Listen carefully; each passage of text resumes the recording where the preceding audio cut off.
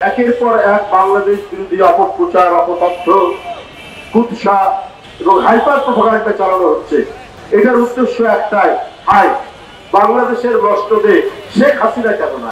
শেখ হাসিনা এত প্রিয় কেন তাদের মমতা এবং দিল্লির মোদী সাহেবদের?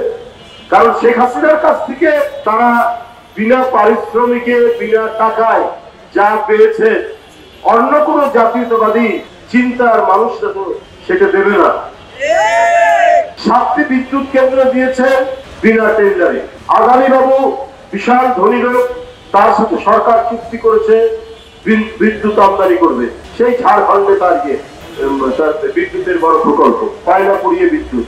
এগুলি বাংলাদেশের প্রচলিত যে দাম প্রতিটি ইউনিটের, তার চাইতেও বেশি দামে আদানির কাছ থেকে বিদ্যুৎ কেনার চুক্তি এবং সেটা বাস্তবায়ন করেছে। তবে শেখ হাসিনা তো তাদের প্রিয় হবে, শেখ হাসিনা তো তাদের আপনজন হবে। শেখ হাসিনা নিজের জনগণের প্রতিটি দ্রব্য মূল্যের দাম বাড়িয়ে চাল, ডাল, পেঁয়াজ, চিনি, রসুন, আনাজপাতি, তরিতরকারির সব দাম বাড়িয়ে শুধুমাত্র তার প্রভু ভারতকে খুশি করার জন্য একের পর এক তিনি তাদেরকে প্রজেক্ট দিয়েছেন, টেন্ডার ছাড়াই প্রজেক্ট দিয়েছেন এবং তাদের কাছ থেকে ব্যবসা করার জন্য, তাদের কাছ থেকে নেওয়ার জন্য বেশি দামে তাদের সাথে চুক্তি করেছে। এই জন্যই মোদী বাবুর অত্যন্ত আপনজন শেখ হাসিনা, এমনকি মমতারও আপনজন, ভারতের যারা সাম্প্রদায়িক শাসক গোষ্ঠী তাদের অত্যন্ত আপনজন।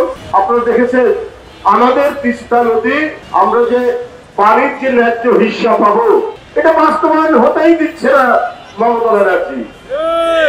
তাহলে উনি কি চান? উনি শেখ হাসিনাকে চান। আর শেখ হাসিনা এই যে মমতা ব্যানার্জি চুক্তিটা বাস্তবায়ন হতে দিচ্ছে না, এর জন্য একটা শব্দ বলেন না। আজকে বিএনপি ক্ষমতায় থাকলে অথবা যে কোনো দেশপ্রেমিক রাজনৈতিক দল ক্ষমতায় থাকলে তারা জনগণ কণ্ঠে আওয়াজ তুলত এবং আন্তর্জাতিক ফোরামে নিয়ে যেত, জাতিসংঘে নিয়ে যেত। এই দেশ তারা গোলামি করার জন্য, তারা রক্তচক্ষুতে ভয় পাওয়ার জন্য এই দেশের মানুষ আজ থেকে 52-53 বছর আগে যারা জীবন দিয়েছে, তারা কি পীরটির কাছ থেকে স্বাধীনতা ছিনিয়ে নিয়ে দিল্লির কাছে আত্মসমর্পণ করার জন্য দিয়েছে? তাকে দেয়নি। কদিন আগে খ্রিস্টান সম্প্রদায় আসামে বলেছে আমরা ধারাবাহিকভাবে নির্যাতন, আর আমরা তো সারা ভারতেই বিভিন্ন জায়গায় দেখছি কি পরিস্থিতি। কিন্তু আমরা হাজার বছর ধরে এক নিবিড় সম্পর্কের ভিত্তিতে আমরা পরস্পরের সাথে আমাদের সম্পর্ক, আমাদের বন্ধন। একটি কিশোর শ্রমিক বিশ্বজিৎ ঢাকা বিশ্ববিদ্যালয়, জগন্নাথ বিশ্ববিদ্যালয় থেকে ছাত্রলীগের ঘাতকরা হরতালের দিন তাকে কুপিয়ে কুপিয়ে যখন হত্যা করছে, সে আত্মচিৎকার করে বলল আমি হিন্দু, আমি হিন্দু। কিন্তু তাকেও ওই বর্বর ছাত্রলীগ, ওই খুনি ছাত্রলীগ ন্যূনতম তারা মানবতাবোধ প্রকাশ করেনি, তাকে কুপিয়ে কুপিয়ে হত্যা করে। কোথায় সেই দিন দিল্লির পররাষ্ট্র সচিব, পররাষ্ট্রমন্ত্রী এবং কলকাতার শুভেন্দু বাবুরা বড় বড় কথা বলেন, কুৎসিত কথা বলেন, অসভ্যের মতো কথা বলেন শুভেন্দু বাবুরা। সেদিন একটাও স্টেটমেন্ট আসেনি কেন? সিলেটের বন্যার পানি হঠাৎ করে ছেড়ে দিলে সেই বন্যার পানিতে কি শুধু মুসলমানের বাড়ি ঘর ভেসে গেছে? অনেক হিন্দু পাড়া, অনেক হিন্দু গ্রাম পানিতে তলিয়ে গেছে। কই সেদিন আপনারা একসাথে কয়েকটা গেট খুলে দিয়ে এই প্রলয়ঙ্করী বন্যা সৃষ্টি করলেন। সেদিন কোথায় ছিল আপনাদের বাংলাদেশে হিন্দু নিপীড়নের কথা, হিন্দু নির্যাতনের কথা?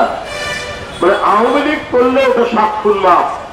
আওয়ামী লীগ যদি বিএনপির কোন হিন্দু সম্প্রদায়ের নেতাকে আঘাত করে তাহলে সেটা 7 খুন মাপ। কিন্তু আওয়ামী লীগের একজন নেতা, সে সভাপতি বা সেক্রেটারি, দুই পক্ষে মারামারি হচ্ছে, বিএনপির কারো ঢেল বা লাঠির আঘাতে সে আহত হয়েছে, ওটা তখন বলবে যে এটা সাম্প্রদায়িক, হিন্দু সম্প্রদায় কেন মানে আহত। এটা একটা ন্যারেটিভ, এইটা একটা বয়ান তৈরি করে রেখেছে তারা। কারণ একটাই, শেখ হাসিনার এই পলায়ন তারা মেনে নিতে পারছে।